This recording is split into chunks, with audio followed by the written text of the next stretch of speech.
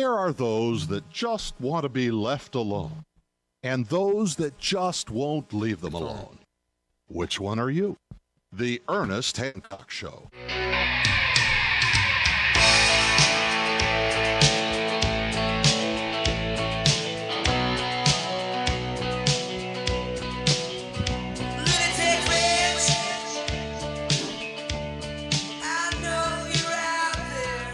Getting in here, too, on Declare Your Independence with me, Ernest Hancock, and my good friend, Dean. We've been round and round this before. We just, see it come and go. One thing that you brought up at the end of the last segment, we were talking about what's happening in Libya and why. And we went through the... See, this is the benefit of having been paying attention for a long time, because a lot of the new guys... They don't know. We've been through this over. We were talking to Pete and Allison last night. We're going... you think Facebook recognition taking, everything from your email and the web account kind of thing. Yeah, it was called Carnivore, man, and Echelon and stuff in the mid-90s. We knew what they were going to be doing. You think that they wouldn't be doing it now? We've already gone through this. We already understand how this works. So the one thing that brought it up is when we had... Libya gone after, Gaddafi was talking about going to a gold-based currency that was all Africa. Africa was going to have its own currency that was backed by gold. And I remember in, probably 10 years ago, Wired Magazine had an article. What do you remember of that article? Well, you have to understand that in Islam, the only money that God says that good Muslims should use is gold. So there's that religious aspect to it. But it's also, gold is a good currency anyway, just, separate from any religion. So it was a perfect fit for these Muslim regions of northern Africa and Africa as a whole, because Africa has a lot of gold. And Gaddafi said back around 2000, he said, you know what, so that we don't get run into the ground by the IMF, so the U.S. can't dictate to us through the dollar what we do, we should have a gold-based currency here in Africa, and I propose to lead it in some way and put it together. Well, it didn't happen, but there were people who heard his message and thought, despite the fact this is Gaddafi saying this is a good idea. And Spain, which used to be occupied by Muslims centuries ago, still has a large Muslim community there. There were a couple of Muslim businessmen before 9/11 who said, yeah, let's go ahead and try and launch a modern, electronically based on the internet gold currency. They called it e-gold. And it was supposed to be like using PayPal or any of these other services. We had it as a donation mechanism on our old archive when I first started doing radio in 2003. It was one of the mechanisms that you could, support the show, and we had e-gold. And Wired Magazine, it was called In Gold We Trust. I just want to read the sub-headline. They'll know what it's about. From gun-wielding libertarians to radical Muslims, an unlikely global cabal is plotting financial revolution, and they're putting their money where the web is. And this was done in, it doesn't have a date here. This was, I believe it was September. It was October issue of 2001. Yeah, and this went to print, or was set to go to print before 9/11 happened. So, it was just odd timing. Everybody was looking at everything having to do with the Muslim world at that time. And everything's odd timing when it comes in. And I remember thinking, oh, wait a minute, if this is gold, because the way it was supposed to work is you would actually have physical units of gold on deposit in Qatar, I believe it was. That was United Arab Emirates in a vault at the airport or something. Yeah, something like that. But there was physical gold to back it, and then you had electronic units that represented that physical gold, and you would trade these electronic units. But what it meant is that because there was something physical to back it up, the CIA, the U.S. government, couldn't just come in and seize the server and wipe out all the little electronic units, because even if they did, there was still money somewhere that you had title to that you could go get. So if you got paid in e-gold, you stayed paid in e-gold.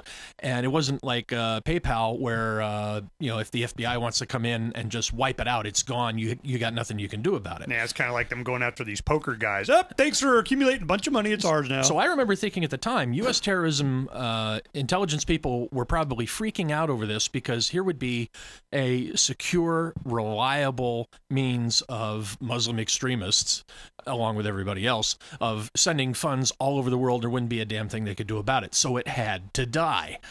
And it did eventually. The U.S. government went after them for money laundering for providing a tool to criminal organizations. Whether they ever did or not, knowingly, I doubt. No, it's just a capacity. Exactly. These guys, I remember this. It was the Wired magazine article. I have the article. Sierra's putting it up. See if you can find the image of the front page of the article.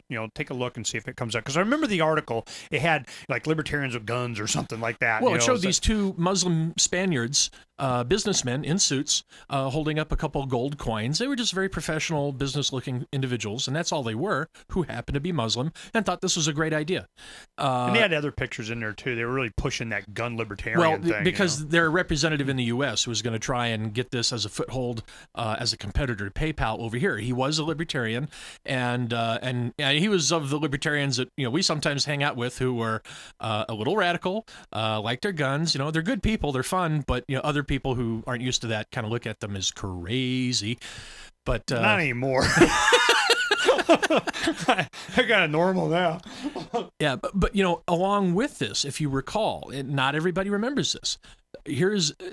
There's another example of the U.S. taking down a Muslim country, or at least a Muslim leader, who proposed gold as a currency, and that was Indonesia's Suharto. And in the mid-'90s, Indonesia was having the IMF cram all these edicts down their throat about what they had to do with their money.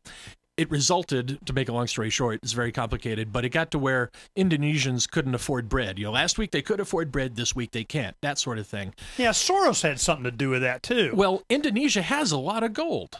And Suharto began to say, you know what, why don't we just go to gold? We'll just, IMF can take a hike and we'll have a gold-based currency, and it's the Muslim thing to do. Because there are a lot of Muslims in Indonesia. They're primarily a Muslim country. They're the largest, most populous Muslim country in the world, larger than Saudi Arabia, actually. So it made sense for them. Soon as Suharto began proposing that, plotters of a coup began plotting, and wouldn't you know it, in a couple of years, he was out of there.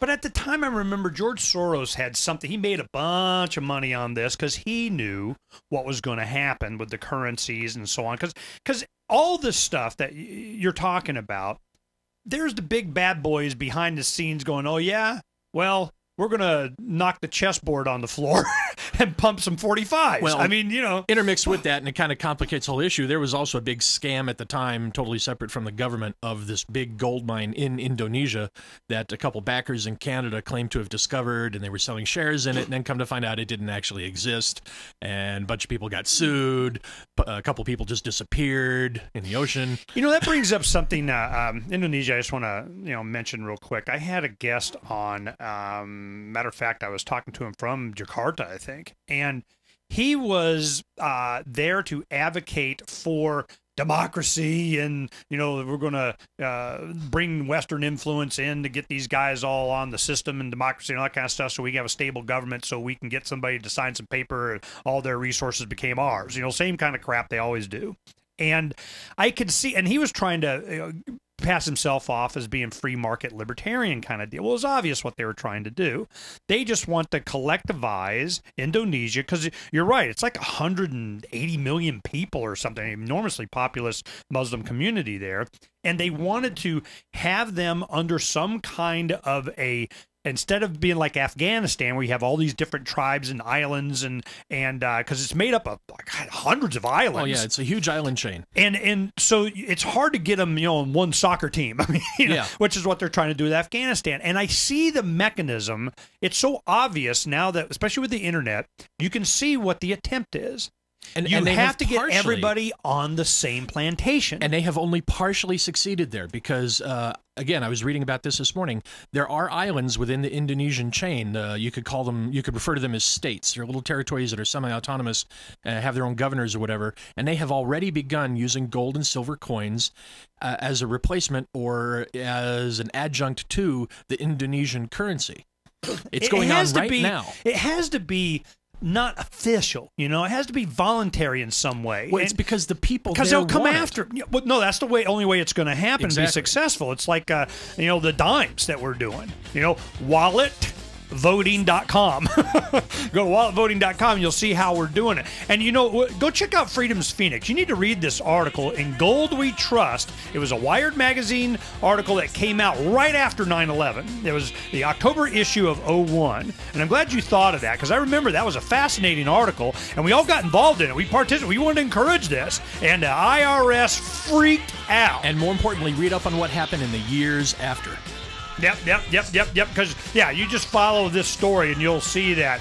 Man, because they were in Europe. I think they were in London. They were everywhere. They were based there, and then they moved and actually put the physical gold in a vault at the United Arab Emirates airport or something, and I remember it's a fascinating story, and you need to know about this, because this is, every time somebody starts this, somebody gets bombed.